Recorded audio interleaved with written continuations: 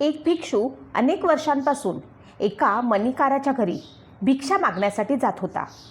एके दिवशी मणिकार घरात मांस कापत होता. त्याच्या हाताला रक्त लागलं होतं. तेवढ्यात राजा प्रजेंजिताचे सैनिक एक मणी घेऊन आले आणि तो तातडीने पॉलिश करण्यास सांगितले. मणिकाराने तो मणी हातात घेतला, त्यामुळे त्यावरती रक्त लागले. त्याने मणी टेबलावर ठेवला आणि स्वतः हात धुण्यास गेला. तोपर्यंत त्याचा एक पाळीव कौंच पक्षी आला. रक्त लागलेला मणी पाहून त्याला वाटलं की ते मांस आहे, म्हणून त्याने तो गिळून टाकला. मणिकार बाहेर आला तेव्हा त्याला मणी दिसला नाही. त्याने पत्नी, मुलगा आणि इतरांना विचारले, पण सर्वांनी नकार दिला. त्याने भिक्षूला विचारले, तरी त्यानेही मणी घेतलेला नसल्याचे सांगितले. तरीही मणिकाराला खात्री वाटली नाही. त्याने विचार केला की घरातील कोणी घेतले नाही आणि बाहेरून कोणी आलं नाही, त्यामुळे भिक्षूनेच मणी घेतला असावा. त्याने पत्नीशी चर्चा केली. पत्नीने सांगितले की भिक्षू अनेक वर्षांपासून आपल्या घरी येत आहे आणि त्यांनी नेहमीच आपले भलेच केले आहे, त्यामुळे त्यांच्यावरती संशय घेणे चुकीचे आहे. पण मणिकाराने तिचे ऐकले नाही. त्याने भिक्षूला दोरीने बांधले आणि त्याला मारहाण केली. त्याच्या शरीरातून रक्त वाहू लागले. रक्त पाहून तोच कौंच पक्षी पुन्हा आला. मणिकार रागात होता. त्यानं पक्षाला जोरात लाथ मारली आणि तो पक्षी तेथेच मरण पावला. भिक्षू हे सर्व पाहत होता. त्याने मणिकाराला विचारले, पक्षी मेला का? मणिकार रागात म्हणाला, हो, मेला आहे आणि तुझीही अशीच अवस्था होईल. भिक्षूला खात्री पटली की पक्षी मेला आहे. तेव्हा त्याने सांगितले की तो मणी त्या पक्ष्याने गिळला होता. मणिकाराने पक्ष्याचे पोट फाडले आणि त्याला मणी सापडला. तो घाबरून गेला. तो भिक्षूच्या पायावरती पडून माफी मागू लागला. भिक्षूने त्याला सांगितले की त्याने त्याला माफ केले आहे. यात त्याचा दोष नाही, हे पूर्वजन्माचं कर्मफळ आहे. मणिकार म्हणाला, तुम्ही मला माफ केले असेल तर कृपया आधीसारखेच आमच्या घरी भिक्षा घेण्यासाठी या. भिक्षू म्हणाला, ते शक्य नाही. भिक्षूने कोणत्याही गृहस्थाच्या घरी प्रवेश करू नये. माझी ही अवस्था त्याचाच परिणाम आहे. असे म्हणत भिक्षूचे प्राण गेले. नंतर बुद्धांच्या उपस्थितीत चर्चा झाली की कोणाचा पुढील जन्म कुठे झाला. मणिकार नरकात गेला. अर्हत भिक्षू परिनिर्वाण प्राप्त झाला. पत्नी स्वर्गात गेली आणि तो पक्षी मणिकाराच्या मुलाच्या रूपात जन्माला आला. भिक्षूनी असे का केले? भिक्षूने पक्षी मेल्यानंतरच मणीचं रहस्य का सांगितलं? जर त्याने आधी सांगितलं असतं तर मणिकाराने मणी मिळवण्यासाठी त्या पक्षाचं पोट फाडलं असतं आणि त्याचा मृत्यू झाला असता. भिक्षू अर्हत होता. तो स्वतःच्या स्वार्थापेक्षा वर गेला होता.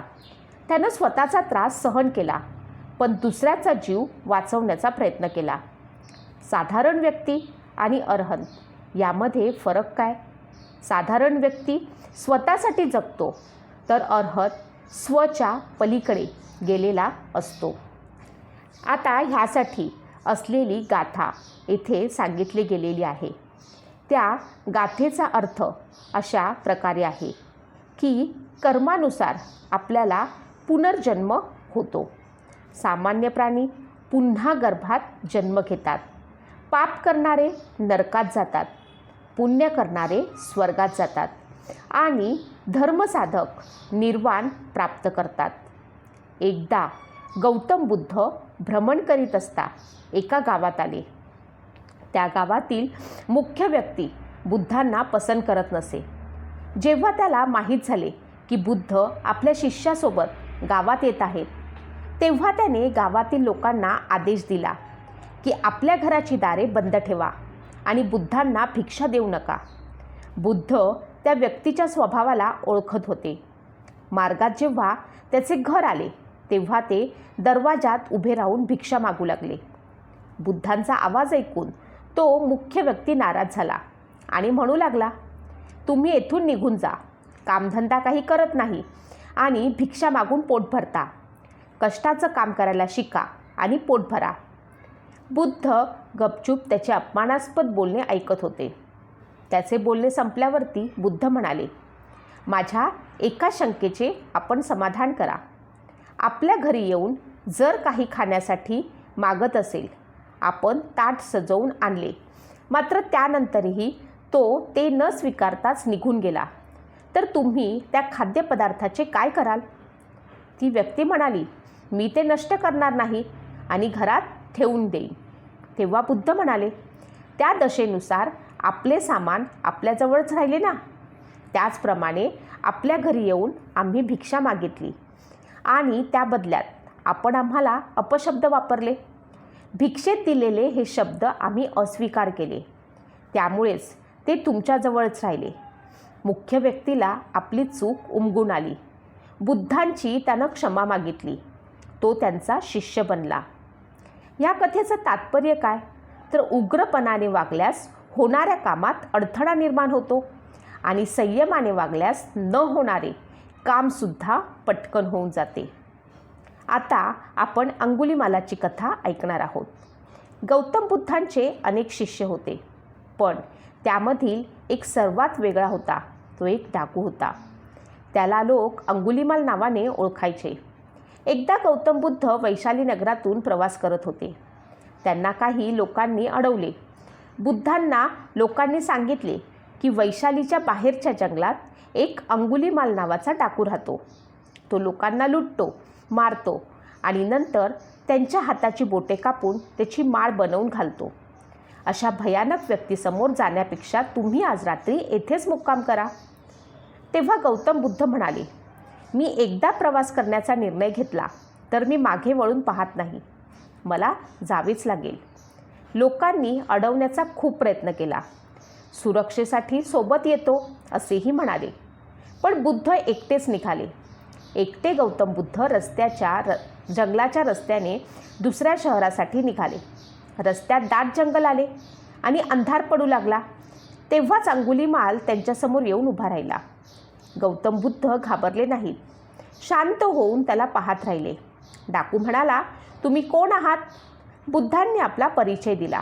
डाकू बुद्धांना म्हणाला, तुला मारून तुझ्या हातांच्या बोटांची माळ बनवून घालेल. बुद्ध काहीच बोलले नाहीत आणि हसत राहिले. अंगुलीमाल थोडा असहज झाला. तो रागात म्हणाला, तुला तुझ्या मृत्यूसमोर उभा आहे. तुझ्याकडे जे काही असेल ते मला दे, अन्यथा मी तुला मारून टाकेन. बुद्धांनी शांततेत उत्तर दिले, माझ्याकडे तर काहीच नाही. मी तर एक भिक्षुक आहे. स्वतः लोकांकडून मागून खातो. अंगुलीमाल पुन्हा रागात बोलला, तुझ्याकडे देण्यासाठी काही नसेल तर मरण्यासाठी तयार हो. मी तुला मारून तुझ्या बोटांची माळ बनवून गळ्यात घालेन. गौतम बुद्ध त्याला पाहून हसले आणि पुन्हा त्याने बुद्धांना विचारले, तुला मरणाची भीती वाटत नाही? बुद्ध म्हणाले, मी तुला का घाबरू? तू पण माझ्याप्रमाणे एक मनुष्य आहेस. एका मनुष्याने दुसऱ्या मनुष्याला का घाबरावे? मला मृत्यूचे भय वाटत नाही. जर मला मारून तुला आनंद मिळणार असेल तर निसंकोच तू माझा वध कर. माझा मृत्यू एखाद्याच्या प्रसन्नतेचे कारण बनत असेल, यापेक्षा मोठे माझ्यासाठी काय असू शकते?